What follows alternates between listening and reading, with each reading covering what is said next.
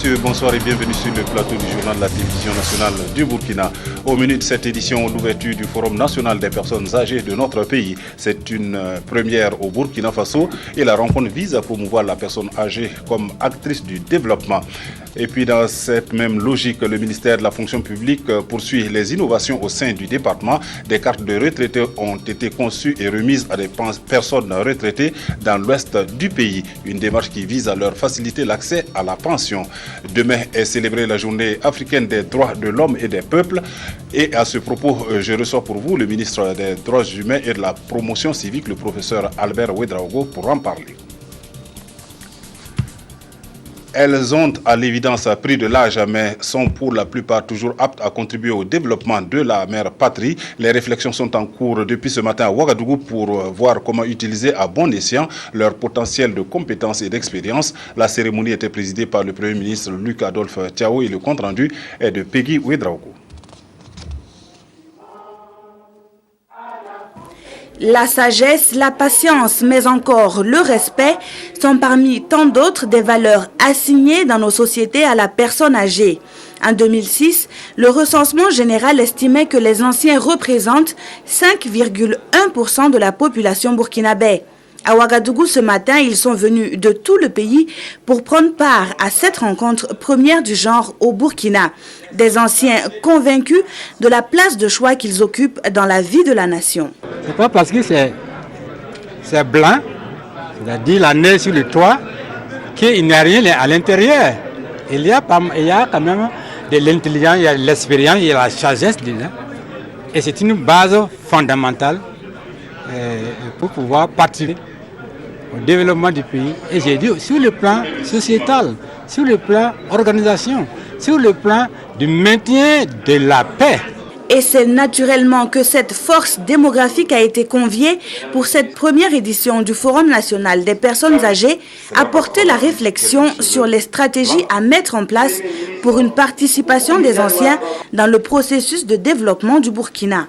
Soutenus et encouragés, les personnes âgées contribueront à l'édification d'un Burkina Faso prospère et paisible. Elles ne sont pas des charges pour la société. En tout cas, en Afrique, nous ne les considérons pas comme des charges pour la société. Elles sont avec nous, elles vivent avec nous, elles nous orientent et nous indiquent la voie à suivre. Les réflexions et conclusions des travaux de cette première journée du Forum des personnes âgées vont servir de boussole pour toute action gouvernementale. Le point d'orgue de ce forum sera le dialogue direct entre les personnes âgées et le chef de l'État prévu demain 23 octobre. Et le ministère de la fonction publique a procédé à la remise de cartes de retraités à 600 pensionnés de la région de l'Ouest, une carte qui leur permettra d'accéder plus facilement à leur pension. Wenyam Achille Kabori. Le ministère de la fonction publique, du travail et de la sécurité sociale continue d'innover. Cette fois, c'est des cartes de retraités au nombre de 600 qui ont été remises aux pensionnaires de la fonction publique de Bobo pour la réalisation des avantages y afférents. Un produit que le ministre Sungalo Apollinaire Ouattara s'engage désormais à mettre à leur disposition dans un délai record. C'est la première fois qu'il y a une remise aussi importante des cartes aux retraités. Certains attendent depuis plus de 3 ans, 5 ans pour avoir ces cartes. Nous voulons expliquer aux retraités qu'il y a une rupture. À partir de maintenant, la carte des retraités sera intégrée à la procédure d'accès à la pension de retraite. Alors, dès lors que nous aurons fini de traiter le dossier, en même temps que nous affectons une immatriculation aux retraités, nous devons lui remettre immédiatement sa carte. Nous avons aujourd'hui au niveau de la Carrefour mis en place ce que nous appelons un bureau total. C'est-à-dire quand vous déposez un dossier de pension et que ce dossier est complet, nous vous délivrons dans la même journée tous vos documents vous permettant d'accéder à la pension. Tout comme les retraités de Ouagadougou, ceux de Bobo Dioulasso apprécient ce talent d'innovation visant à améliorer leurs conditions de vie. Cette carte permet d'identifier le retraité et ça donne les avantages liés à c'est une fonction de retraité. C'était lié à l'état de retraité. Cette carte, avec la carte, on peut bénéficier des choses, notamment à l'hôpital. Pour les soins, il y a une réduction. À cette occasion, le parrain de la cérémonie, Ibrahim Koulibaly, secrétaire général de la présidence du Faso, a laissé parler son cœur à travers une remise de vivres à ses fonctionnaires de la 3e génération. Des tickets de restauration et des sacs de riz pour des étudiants et personnes vulnérables ont été remis à la faveur de la célébration de la Journée mondiale du refus de la misère. Une manifestation qui en est à sa 26e édition et commémorée le 17 octobre. Aboubakar Sagnon. Le soutien du ministère en charge de l'action sociale à l'occasion de la Journée mondiale du refus de la misère vaut cette année 17 000 tickets de restaurant pour les étudiants. C'est le ministre en charge des enseignements supérieurs qui a reçu le don au nom des étudiants. Les associations et les personnes vulnérables n'ont pas été oubliées dans cet élan de solidarité. Ils ont reçu à leur tour des sacs de riz. Nous pensons que 17 000 tickets de restaurant plutôt, ça devrait permettre quand même à quelques étudiants de pouvoir se nourrir correctement pendant un certain nombre de jours pour pouvoir suivre les cours de façon beaucoup plus concentrée.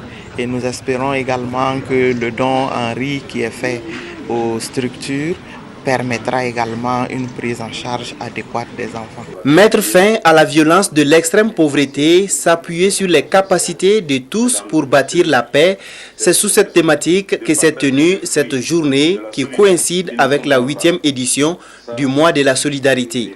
Un thème qui appelle chaque Burkinabé à tendre la main aux personnes qui sont dans le besoin.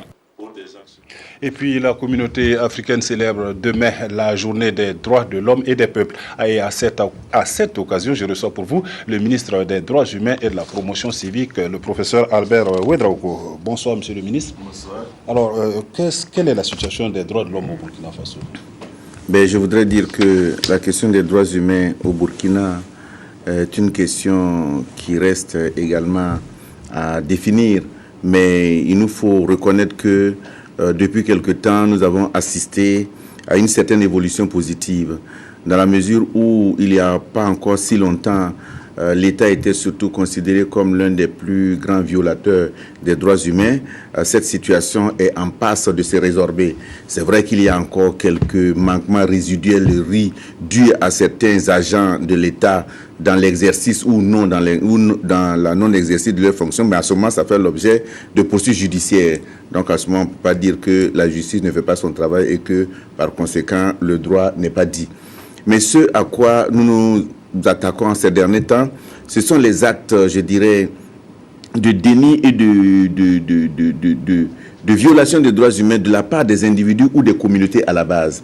Vous vous souviendrez de ce qui s'est passé à Guénon, et ce n'est pas un cas seul. Vous vous souvenez des conflits agriculteurs-éleveurs, vous vous souvenez de la volonté de certaines populations de se faire justice.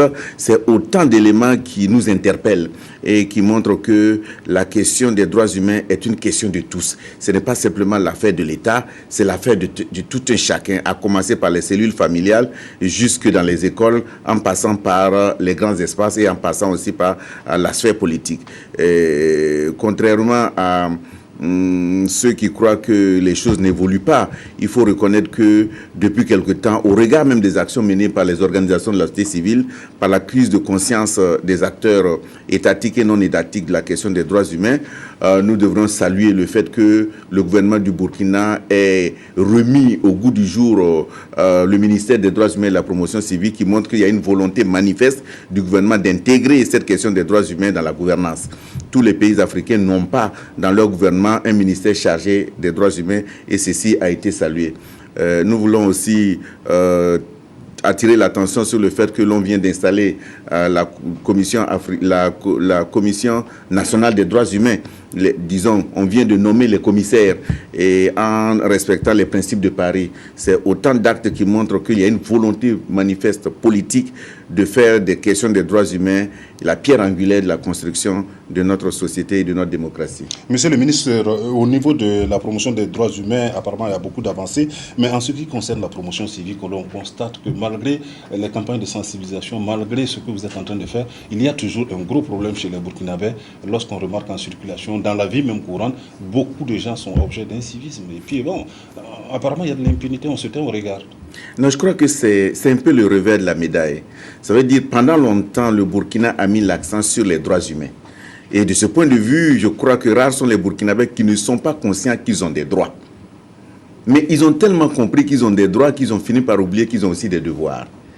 Et je crois qu'il nous faut revoir notre copie à tous, parce qu'il fut un temps où on pensait que enseigner le civisme était devenu ringard.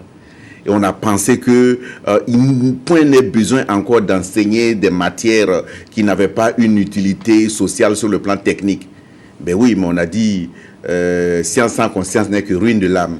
Et donc il nous faut reprendre les choses à l'état et mettre l'instruction civique au cœur de nos préoccupations, d'abord au sein des familles. Combien de parents encore sont soucieux d'éduquer correctement leurs enfants? Parce qu'il ne faut pas confondre éducation et élevage. Un enfant ne s'élève pas, il s'éduque. Mais éduquer, ce n'est pas faire des compromissions, ce n'est pas vouloir être systématiquement gentil. Il faut pouvoir réprimer. Il faut de temps en temps aussi pouvoir dire non et ne pas se laisser embarquer par les lubies, par les bons sentiments. Il y a des moments, il faut savoir faire le bien de l'enfant. Au moment où on pense qu'on lui fait du mal, ça c'est la responsabilité parentale. Et de même qu'au niveau de l'éducation, il faut encore remettre l'autorité de l'éducateur au cœur de notre système éducatif. Comme le disait Socrate, le jour où les éducateurs auront peur des éduqués, c'est la jeunesse en toute dictature. Et apparemment, c'est ce qui est en train de se passer. Malheureusement, nous sommes en train de voir ces effets pervers où les enseignants que l'on soupçonnait dans le temps de sévir contre les étudiants et les élèves, aujourd'hui, ce sont les enseignants qui font l'objet de brimades de la part des élèves. Je crois que si l'on continue ceci, l'on va droit dans le mur. Et c'est pourquoi le ministère des Droits humains et de la promotion civique a enclenché un mécanisme de rencontre de tous les acteurs clés de la société afin qu'ensemble nous puissions, je pense au premier trimestre de l'année 2013, tenir un forum sur la question du civisme au Burkina. Qu'on se parle pour dire qu'est-ce que nous voulons que notre jeunesse soit à l'orée de l'année de 2020. Est-ce que nous allons continuer à ignorer les valeurs fondamentales de notre société en faisant en sorte qu'il y ait le respect dû à l'âge? On vient de parler du forum des personnes âgées. Le respect dû à l'aîné, le respect dû aux personnes porteuses d'autorité et d'intégrité. Autant de choses qui nous envoient à nous dire que une éducation ne peut pas se faire en oubliant les fondamentaux de sa société. La culture de base, c'est l'essentiel pour notre développement et nous ne pouvons pas continuer à penser que le Burkina, c'est les États-Unis, c'est la France, c'est Internet. Non, on a nos cellules familiales, on a nos valeurs cardinales et il faut que de temps en temps que ces valeurs-là rentrent dans l'école. Et c'est au prix de ce retour aux sources que nous pourrions nous en sortir. Et je remercie vraiment la décision prise par le CCRP de constitutionnaliser par exemple la chefferie. Parce que quand je prends les pays occidentaux, vous prenez l'Angleterre, vous prenez la Belgique, et ces pays-là ont des monarchies, mais ça ne veut pas dire pour autant que ce n'est pas des États démocratiques qui méritent d'être cités. Prenez l'Angleterre. Donc je veux dire que lorsque vous avez des valeurs qui sont le socle de votre unité nationale, il ne faut pas les minimiser et il ne faut pas simplement les consulter en temps de crise. Alors, nous avons justement demain la journée africaine des droits de l'homme et des peuples. Au Burkina Faso, apparemment, ce sera célébré à Koudougou. Pourquoi une telle journée pour le Burkina Faso? Le Burkina fait partie de l'Afrique et ce qui concerne l'Afrique nous concerne. La question des droits humains est une question, je dirais, principielle. Et si depuis le 27 juin 1981, il a été adopté à Nairobi cette charte, et que cela a été ratifié 5 ans plus tard, c'est pour que, quelque part, tous les pays s'associent pour faire de la question des droits humains une question, je dirais, de rencontre, une question d'échange. Parce qu'en la matière, les bonnes pratiques doivent être partagées. Pendant longtemps, le continent africain a été cité comme l'un des continents les plus violateurs des droits humains. Et donc, lorsque les choses sont en train de changer, il est bon que chacun des pays se rencontre. Et c'est pourquoi il faut saluer ces rencontres de la Commission africaine des droits de l'homme, nous venons justement de la 52e session de la Commission africaine des droits de l'homme qui s'est tenue à Yamoussoukro, où justement on a passé en revue la situation des droits de l'homme en Afrique, où la Côte d'Ivoire pour la première fois a présenté son rapport, et tout ceci a permis à tout un chacun de voir l'évolution. Parce que chaque fois que lorsqu'on peut avoir une tribune pour montrer ce que l'on fait, on peut recevoir en retour les critiques, les remarques, les suggestions, mais pour bien faire. Parce qu'en la matière du respect des droits humains, il n'y a pas, je dirais, de pays très avancé au point de ne jamais subir de recul.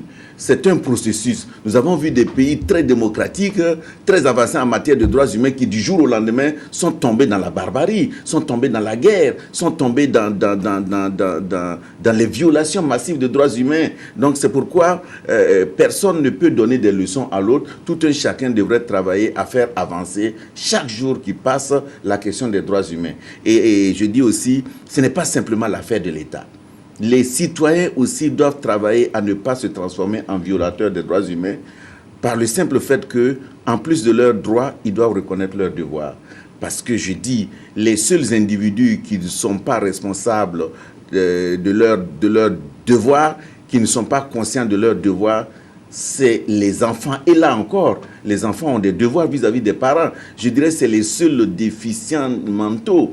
En dehors de ceux-là, tout être responsable doit conjuguer ses droits à l'aune de ses devoirs. Alors, monsieur le ministre, demain, comment est-ce que ça va se passer? Quelles seront les activités clés pour commémorer cette journée? Alors, cette journée va se passer demain, par exemple, en début d'après-midi, au cours d'un panel où nous allons échanger avec des spécialistes sur la question des droits humains et montrer un peu quelle est l'évolution, voir un peu comment faire en sorte que les droits humains puissent s'approfondir dans notre processus démocratique et mettre aussi les acteurs de la société civile au cœur de notre processus, parce qu'il n'y a pas d'incompatibilité, il n'y a pas de frontière tranchée entre les droits humains défendus par les organisations de la société civile et les droits humains défendus par l'État. Les droits humains, c'est d'abord le droit à la vie. Et il n'y a pas 1000 façons de respecter le droit à la vie. Il faut considérer qu'elle est sacrée. Et à partir de ce moment-là, nous pouvons avoir des modalités différentes d'accéder à ces droits-là, mais le but poursuivi est le même. Et c'est pourquoi mon département travaille vraiment la main dans la main avec les organisations de la société civile pour que cette question des droits humains soit plus un lieu de convergence plutôt qu'un lieu de divergence. Nous avons également à faire intervenir les élèves et les acteurs clés de Wayouguia, de Koudougou sur cette question. Et cette célébration, ce n'est pas simplement à Ouagadougou, toutes les régions sont concernées par rapport à cela. Simplement, Koudougou est pris comme un lieu emblématique de la célébration. Alors, vous avez probablement un appel à lancer à la faveur de cette journée. Quel est-il? Mon appel, c'est d'inviter tous les Burkinabés et tous ceux qui vivent au Burkina à faire en sorte que le Burkina soit toujours un pays qui avance, sans précipitation, mais qui consolide son pas dans le respect des droits et des devoirs de tout un chacun. Et que nous puissions de plus en plus avoir confiance aux autorités, dans la mesure où ces autorités-là aussi sont soucieuses du respect de la vie et du respect des droits des citoyens. Et cela est manifeste parce que de plus en plus, l'on constate que les citoyens burkinabés sont de plus en plus conscients de leurs droits. Et cette prise de conscience de leurs droits doit aussi se décliner en des actes de civisme et de civilité. Parce que quand on regarde la circulation, on est surpris de voir comment l'incivisme se donne dans notre circulation. On est surpris de voir comment les personnes même les plus respectables, vous les retrouvez en train de brûler les feux rouges à longueur de journée. À avoir des actes, je dirais, qui ne sont pas dignes des pays des hommes intègres. De ce point de vue, nous avons encore à revoir notre copie parce que lorsque nous avons choisi de nous appeler pays des hommes intègres, nous devrions conjuguer tous les jours cette devise. Et pour cela, je pense que les Burkinabés devraient encore faire des efforts pour montrer que l'intégrité que nous avons choisi de mettre dans notre devise ne doit pas être un vain mot. Et je pense que si cet appel est entendu, nous pouvons rectifier un peu le tir pour que dans les années à venir, on puisse dire le Burkinabé, c'est un travailleur honnête, consciencieux, poli, respectueux de ses droits et soucieux de ses devoirs. Merci à vous, Monsieur le Ministre. Cela dit, suite de cette édition, les députés membres de la Commission des finances et du budget et les techniciens du ministère de l'économie et des finances se sont retrouvés à Tinkourou dans le Boulgou pour discuter du budget de l'État gestion 2013. Ils ont convenu de l'essentiel et les précisions sont de Sylvain Webam.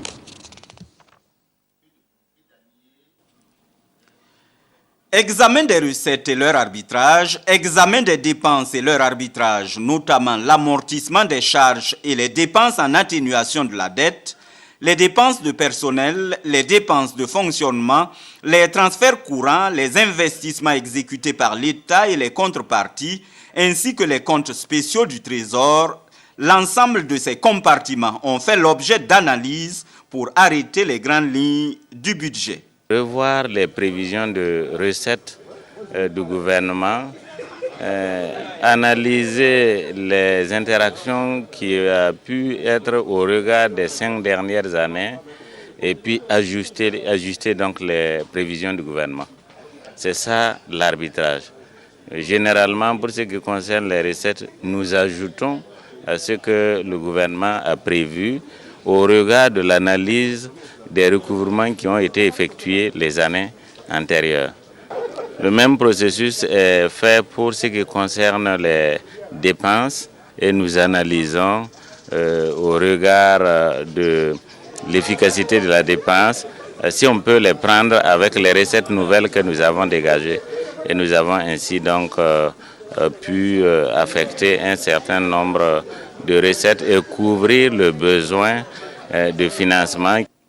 À l'exposé du président de la Comfib qui a fait ressortir les premiers chiffres sur les prévisions de recettes, les prévisions de dépenses ainsi que les besoins de financement, a suivi la réponse du ministre de l'économie et des finances qui a surtout salué l'unicité de vision qui a toujours prévalu entre le Parlement et le gouvernement en matière de budget.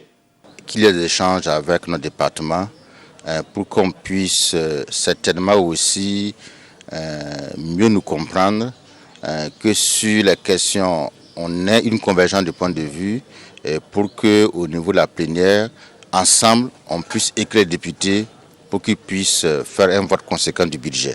Les échanges qui s'en sont suivis ont permis aux deux parties d'évoquer des préoccupations en rapport avec le fonctionnement de certaines structures de l'État. Et puis cette information avant de poursuivre l'édition, demain 23 octobre 2012 à partir de 9h, s'ouvre dans la salle de conférence de Ouaga 2000 la rencontre entre le chef de l'État et les personnes âgées. Les échanges directs porteront sur le thème quel dispositif développer pour promouvoir la personne âgée comme actrice de développement. La télévision nationale tout naturellement vous invite à suivre la retransmission en direct de cet événement. Les élus locaux de Côte d'Ivoire et de Burkina Faso se sont eux aussi retrouvés ce matin à Ouagadougou pour discuter du processus de décentralisation en vue de la création d'un observatoire de la décentralisation. Les détails dans ce reportage de Estelle Judith Assogba. Élus locaux burkinabés et ivoiriens se concertent à Ouagadougou. À cette rencontre, il est question de créer un observatoire de la décentralisation. Les participants ont alors la journée d'aujourd'hui pour examiner tous les problèmes liés à la mise en œuvre efficiente de ce processus au niveau des deux pays. Le bien-être de la population que nous recherchons. Est-ce que ça nous permet de lutter contre les disparités régionales? Est-ce que ça nous permet de créer de la richesse et de créer des emplois sur nos territoires? Toutes ces questions, nous pouvons nous les poser. Mais pour apporter une réponse juste, qui ne soit pas critiquable, il nous faut un observatoire de la décentralisation. Le Burkina Faso et la Côte d'Ivoire sont unis par l'histoire et la géographie. Ils accueillent des citoyens relevant de part et d'autre des deux frontières. La question de la gestion de la diversité devient alors un problème crucial. Les élus locaux, à la rencontre de Ouagadougou, ont décidé d'y accorder une attention particulière. Il s'agit de voir dans le fait que nos villes ont dans leur flanc non seulement des citoyens relevant de chacun de nos pays, mais des citoyens qui viennent d'autres pays, de la Côte d'Ivoire ou du Burkina, voir comment dans cette mixité-là, les élus locaux peuvent, par leur savoir-faire, aider à ce qu'il y ait une harmonie, une ambiance propice à la vie de tous ceux qui peuplent la cité, qui peuplent nos communes. À l'issue des travaux, cet observatoire sera consigné dans un document et transmis aux autorités compétentes des deux pays pour appréciation. Une fois validé, ce document sera désormais l'outil de travail de ces élus locaux. Les priorités des 13 régions de notre pays en matière de financement d'infrastructures routières en discussion à la faveur d'un atelier marquant le début d'une série d'autres rencontres dans ce sens. C'est tout un programme d'investissement qui permettra de doter les régions d'infrastructures routières plus adéquates. Tanga Kafando. Il s'agira au cours de ces ateliers régionaux de valider les priorités déjà identifiées en matière d'infrastructures dans le cadre du programme d'investissement prioritaire PIP. Et l'objectif est de permettre au ministère de tutelle de focaliser ses investissements sur les besoins et priorités de chaque localité. L'atelier de ce matin vise à valider ces priorités dans le souci bien compris de prendre en compte en fonction des enveloppes financières disponibles, mais également en fonction de la priorisation que nous aurons ensemble retenu de commun accord pour être mise en œuvre sur la période 2012-2016. Et pour ce faire, les 13 régions de Burkina ont été réparties en 3 pôles. Le pôle du centre comprend les régions du centre-ouest, du plateau central, du Sahel, du centre-nord et du nord. Celui du centre-est comprend les régions du centre-sud et de l'est. Le pôle des hauts-bassins comprend les régions de la boucle de Mouhoun, du sud-ouest et des Cascades. Le programme d'investissement prioritaire PIP a été mis en œuvre à l'issue de la table ronde des bailleurs de fonds et sera financé à environ 852 milliards de francs CFA. L'Association professionnelle des contrôleurs aériens du Burkina commémore à sa manière la journée internationale du contrôleur aérien. La manifestation a été marquée par des activités au nombre desquelles le baptême de l'ère des lauréats du jeu radiophonique. Symphorien Somda. Les routes du ciel sont leur métier. Eux, ce sont les contrôleurs aériens. Au Burkina Faso, ils sont réunis au sein de l'Association professionnelle du contrôleur aérien APCAB. Ils commémorent la journée internationale du contrôleur aérien 2012 à travers des conférences, des dons de sang, du sport et des journées portes ouvertes. Nous visons surtout à faire connaître le métier de contrôleur aérien. Comme vous le savez, la majorité de la population vraiment n'a pas une idée de ce qui se passe dans cette vigie que les gens voient de loin. Donc c'est pour permettre en tout cas à la population de voir exactement ce que nous faisons. Le clou des activités, c'est la cérémonie d'ouverture des journées dont le thème est l'aéronautique et le développement durable. Ce thème vient à point nommé car le secteur aérien est par nature polluant, mais il tente désormais de diminuer sa contribution au réchauffement climatique. La cérémonie s'est achevée par le baptême de l'air de 15 lauréats aux jeux radiophoniques réalisés sur 2 radios de la capitale. Le président de l'Union pour le progrès et le changement était dans les locaux de la télévision nationale du Burkina en compagnie de proches collaborateurs. Une visite qui visait à s'imprégner des conditions de vie et de travail des agents et de les encourager malgré les difficultés rencontrées. Le reportage est de Pélagie Bempanome Sawadoko. Le président de l'Union pour le progrès et le changement UPC dans les locaux de la télévision nationale du Burkina. Ce matin, Zéphirin Diabré et ses collaborateurs sont venus toucher du doigt les réalités dans lesquelles travaillent les agents de la RTB. C'est une visite qui s'inscrit dans la démarche normale du parti et qui est de toucher du doigt les réalités des partenaires. Et la RTB est un partenaire privilégié pour nous. Donc c'est agi pour nous de féliciter l'ensemble du personnel de la RTB pour le travail qu'ils abattent tous les jours, malgré des conditions toujours pas faciles. Et aussi les encourager à persévérer dans toujours ce travail professionnel. Après avoir échangé avec le responsable de la télévision nationale du Burkina, la délégation de l'UPC a visité les studios de la RTB. Ainsi, des salles de montage, elle passera par les salles de rédaction, les studios d'enregistrement et les services des programmes. Ils ont félicité et encouragé les travailleurs au regard du travail abattu malgré les nombreuses difficultés auxquelles ils sont confrontés. Du matériel militaire pour les forces armées nationales du Burkina. C'est un don de la France qui vient renforcer les capacités opérationnelles de l'armée de l'air. Le commentaire est de Jacques Lamissa Tarpaga. École sans écolière au Sourou, l'exode rural se féminise. C'est avec ce reportage que Rachel Sommet de Radio Pulsar s'est distinguée des autres participantes à ce concours d'excellence. Après avoir obtenu 2 prix au Galian, elle est élue meilleure journaliste féminin burkinabé pour cette année 2012 et reçoit en cette soirée la somme de 1 million de francs CFA pour la qualité de son travail. Je dirais à celles qui veulent s'engager dans le journalisme de ne pas avoir peur. Il n'y a pas de journaliste pour un garçon mais pour une femme. Quand on est ambitieux, quand on est convaincu que c'est notre métier, on y va, on fonce. Souvent quand on est dans ce métier-là, il y a plein de préjugés. Mais on fait avec et on essaie même de combattre ces préjugés parce que c'est à travers cela que les femmes, nos sœurs, comprendront que c'est un métier qui n'est pas réservé uniquement pour les hommes. Ce prix est initié par le Centre national de presse Norbert Zongo pour valoriser l'approche genre dans les médias. Pour cette 2e édition organisée dans le cadre de la commémoration de la 14e journée nationale de la liberté de la presse, le concours a vu la participation de plus d'une dizaine de femmes journalistes. Nous souhaitons vivement que beaucoup de consoeurs participent effectivement à ce prix-là. C'est extrêmement important.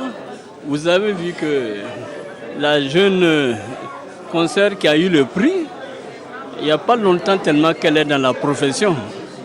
Donc, nous pensons et nous sommes convaincus que si beaucoup d'entre vous vous engagez à cette œuvre-là, on se cultive davantage. Le prix, il y aura encore la prochaine édition beaucoup plus de femmes. Cette soirée de remise de prix a également consacré la présentation du bureau fort de 5 membres de l'Observatoire burkinabé des médias qui a vu le jour le 13 octobre 2012.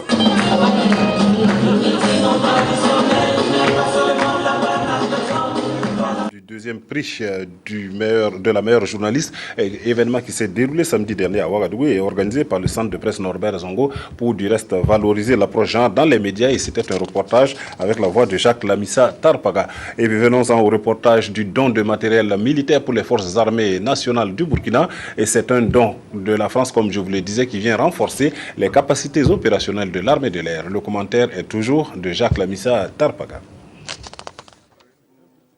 Le matériel reçu est composé de 3 aéronefs, des véhicules, des pièces de rechange et du matériel informatique. Ce fruit de la coopération militaire entre la France et le Burkina Faso vient accroître les capacités de l'armée nationale burkinabé. J'apprécie ce geste à sa haute valeur puisque, comme je l'ai dit, ce don vient à point nommé pour donner des capacités plus accrues à nos forces aériennes. Je parle notamment de l'acquisition de 3 tétras qui vont nous permettre de faire des reconnaissances aériennes au niveau du nord, parce que vous savez très bien que la sécurité sous-régionale requiert justement ce type de mission. Donc c'est vraiment une plus-value pour nous. Et concernant le matériel de transport, bien sûr, ça va venir accroître nos capacités de transport aussi. Et le don fait à l'MTO pourra permettre à cette école de bien remplir ses missions. Pour l'ambassadeur de la France au Burkina Faso, l'idée de faire de la formation des hommes une priorité est un bon choix. C'est pourquoi le gouvernement français soutient l'école militaire technique de Ouagadougou, l'école nationale des sous-officiers d'active ainsi que les stages de perfectionnement. Des agents des douanes et des eaux et forêts viennent d'achever leur formation militaire à Bobo-Dioulasso. Ils sont plus de 260 à avoir reçu leurs attestations de fin de formation au groupement d'instruction des forces armées. Achille Kabouré.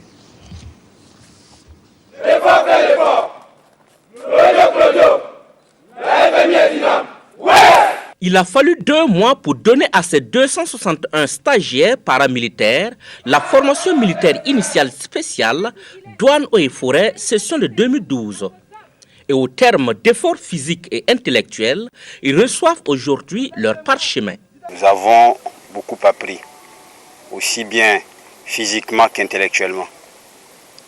Physiquement, ce sont toutes sortes de manœuvres militaires que l'on peut subir dans un camp militaire. Et intellectuellement, c'est toutes sortes d'apprentissages qui va dans le cadre de l'affermissement de nos connaissances que nous avions déjà. La formation intellectuelle, elle est très importante pour des militaires.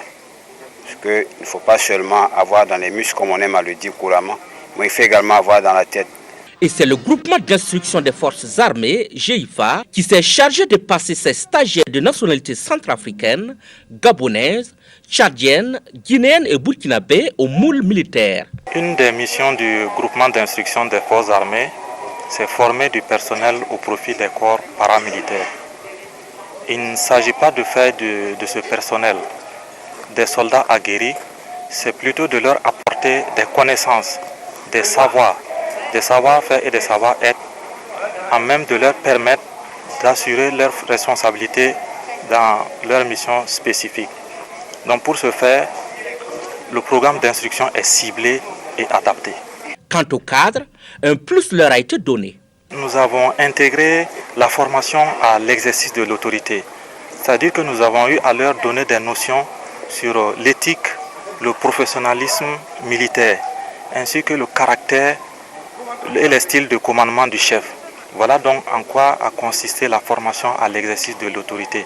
Il y a également le leadership militaire qui leur a été enseigné. En attendant, ces stagiaires douaniers et forestiers retournent dans leurs écoles respectives pour mûrir le savoir spécifique à chaque corps pour le service de la nation. L'ambassadeur de la République de Chine était sur les sites de production de riz dans la commune de Arbolé dans le Passouré. Il est allé constater les performances réalisées par les producteurs de la région et les encourager à persévérer. Ernest Kambiri. Le bas-fond risicole de Téman dans la commune rurale de Arbolé, c'est un périmètre exploité de 110 hectares sur 120 hectares de terres aménageables.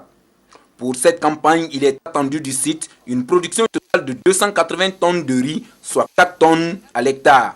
La saison, cette année, c'est bien passé. On aura beaucoup de récoltes. Moi-même, je peux avoir 4 fois plus que l'année passée. Le riz a bien donné cette année. 70 hectares de riz à maturité, une performance qui justifie entièrement cette visite commentée sur le site. Sur place, les responsables du projet riz pluvial et l'ambassadeur de la Chine-Taïwan sont allés apprécier les résultats et les bonnes pratiques agricoles des producteurs. Lorsque chaque fois que nous faisons un aménagement, nous essayons de faire le travail et le travail est fait comme ça se doit. Les résultats, on se doit de les présenter aux gens pour nous montrer notre satisfaction et encourager ceux-là qui ne respectent pas d'en faire autant. Inciter les producteurs à augmenter le rendement à l'hectare, donc les superficies de production, et montrer les résultats du projet aux partenaires techniques et financiers. L'ambassadeur de la Chine-Taïwan est allé encourager les producteurs à qui il a promis la construction des magasins de stockage pour peu qu'ils franchissent la barre des 100 hectares de production annuelle. J'encourage les agriculteurs ici pour travailler davantage, pour que l'année prochaine, le projet peut intervenir pour la construction d'un magasin.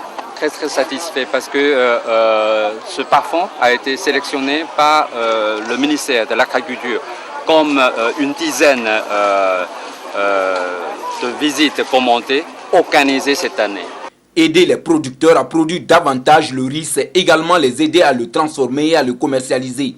Et pour faire passer ce message auprès des producteurs, du matériel de battage et de décortiquage du riz a été remis aux populations de Téman sorties très nombreux pour les échanges. Des échanges qui ont permis surtout aux responsables du projet de sensibiliser les producteurs à s'impliquer davantage dans la production du riz, gage d'une autosuffisance alimentaire au Burkina. Et puis, dans le même registre, une nouvelle technique de production de sorgho et de niébé en expérimentation dans la province du Kouritenga. La démarche est de l'INERA et du SILS qui ont réalisé un champ-école pour suivre de près le processus. Aboubacar Sayon. Ce champ de sorgho est le fruit de l'application d'une nouvelle technique culturelle. Mise en œuvre par le SILS et l'INERA, elle consiste à produire en association sur la même parcelle du sorgho et du niébé ou de les produire de façon alternée. Cette visite commentée dans ce champ test de démonstration avait un but bien précis, expliquer aux producteurs du village de Niango dans le Kouritenga la nouvelle technique et ses avantages. Le producteur va dire j'ai fait du sorgho sur ma parcelle cette année, l'année prochaine je fais du mil. Pour lui c'est une rotation. Mais Nous disons, si on fait la rotation, il faut diversifier. C'est-à-dire, quand on met une céréale, l'année suivante, on met une légumineuse. Et l'avantage de la légumineuse, comme le niébé, ça permet de fixer l'azote atmosphérique dans le sol. Et c'est comme si on avait apporté, en tout cas, de l'engrais dans le sol. Et ça peut profiter à la céréale l'année suivante. Le niébé permet également d'avoir des revenus tirés de la vente de la production, mais également du fourrage pour les animaux. Ça fait 2 ans que j'ai commencé à appliquer cette nouvelle technique. Avant, on cultivait les parcelles de façon traditionnelle et on s'en remettait à Dieu pour le rendement. La technique de rotation est vraiment bénéfique. Tous les champs ont vraiment réussi et les autres producteurs ont beaucoup apprécié. Producteurs et responsables du projet se sont ensuite entretenus sur les difficultés, mais également les stratégies d'intensification de cette nouvelle technique mise en œuvre dans 2 pays, à savoir le Mali et le Burkina Faso. Nous ouvrons la page culturelle de cette édition pour signaler que le Carrefour des Arts Plastiques se tiendra bientôt à Ouagadougou. Les promoteurs de la manifestation ont organisé une conférence de presse pour donner de plus amples informations. Le compte-rendu de cette conférence de presse est de Frédéric Etienne Bassenga. Carrefour des Arts Plastiques, ce sont 6 espaces d'art plastique et une quarantaine d'artistes plasticiens qui s'organisent pour faire vivre Ouagalais près d'un mois d'art, fait de vernissage d'expositions d'art plastique dans les rues, d'ateliers de peinture pour les enfants, de conférences et de débats pour ne citer que ces activités-là. Goethe Institut, Hangar 11, Institut français, Napambego, Villa Irissouma et Fondation Bras Ouverts se mettent ensemble pour porter haut les arts plastiques au Burkina Faso du 19 octobre au 11 novembre 2012. Les artistes sont de plus en plus nombreux et il faut toujours plus. Voilà, et donc il y a eu 3 ans où il y a eu quelque chose de très ouvert un peu à tout le monde, qui était peut-être un peu plus officiel. Et puis on s'est dit que c'était bien de revenir aux dynamiques spontanées et après avoir ouvert la porte très largement à tous ceux qui auraient voulu se rassembler à l'occasion de cette édition, eh bien on a vu qu'avec le Goethe Institut, avec l'Institut français, il y avait des projets extrêmement novateurs. À ce carrefour des arts plastiques, la promotion de la critique d'art est aussi au rendez-vous. À cet effet, une formation a été initiée par l'Institut Goethe. Un prix de la meilleure production journalistique a été aussi lancé dans le cadre de cette manifestation culturelle. Ce prix récompense la meilleure production journalistique sur le thème Carrefour des arts plastiques, la revue des critiques d'art. Fin samedi dernier à Ouaïga de la 10e édition du Festival Sport et Culture de Ouaïga dans le Yatenga. La manifestation a regroupé du beau monde et pendant 3 jours, jeux de société, sport, danse et autres manifestations culturelles ont rassemblé autour du promoteur, Moumouni Soubega.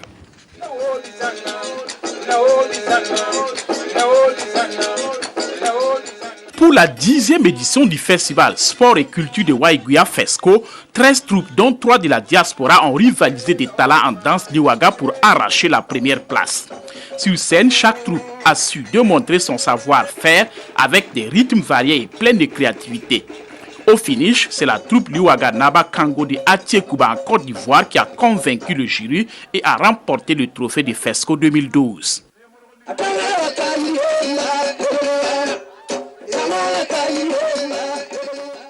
Elle empoche ainsi la somme de 500 000 francs CFA. On a travaillé pendant des années pour la troupe. On a fait les entraînements, on a fait plusieurs fois à Ouaïga. Nos parents nous ont enseigné de ne pas oublier notre origine. Nous aussi, on nous a mis au monde là-bas, on a pris nos enfants, on les a montrés comme notre père nous a montré. La troupe Naba Kango de Ouaïga, vainqueur de la précédente édition, occupe la 2e place avec 300 000 francs CFA compris. Pour les jeux de société, les disciplines comme la pilote, le Scrabble, la pétanque ou encore le damier étaient aussi au rendez-vous du FESCO et le meilleur de chaque catégorie est rentré avec des récompenses. En sport, c'est l'équipe du lycée municipal de Ouaïga qui a remporté la Coupe de FESCO 2012 aux dépens du lycée Yamwaya par 1-0. Plusieurs autres prix spéciaux ont été également décernés à cette édition. En 10 années d'existence, le FESCO a contribué à promouvoir davantage la culture de la région du Nord et les Liouaga en particulier, une danse qui était menacée de disparition. quand on parle de l'Iwara, il faut mettre l'accent sur les chansons, sur l'utilisation des instruments. J'ai vu que le djembé est en train de prendre place à la place de la calebasse. Ce n'est pas normal pour le Liwara. Et je souhaite longue vie au FESCO. L'ambition du promoteur, c'est d'ouvrir le FESCO aux autres pays de la sous-région et l'inscrire au rang des événements culturels internationaux. C'est toujours mettre la relation entre la culture et les différents secteurs de développement de notre pays. Nous avons eu cette fois-ci un thème sur la jeunesse. Comment utiliser la culture pour la réinsertion socio-économique des jeunes. Et la prochaine édition va porter sur l'habitat et l'urbanisme. Comment on fait l'alliance entre l'habitat et l'urbanisme et notre culture. À l'occasion, Maître Gilbert Noël Ouedraogo a offert du riz et du maïs au CHR de Waiguia et la somme de 1 million de francs CFA à l'Union sportive de Waiguia Easy. C'est fini donc pour FESCO 2012 et les regards sont désormais tournés vers la 11e édition prévue pour se tenir du 24 au 26 octobre 2013.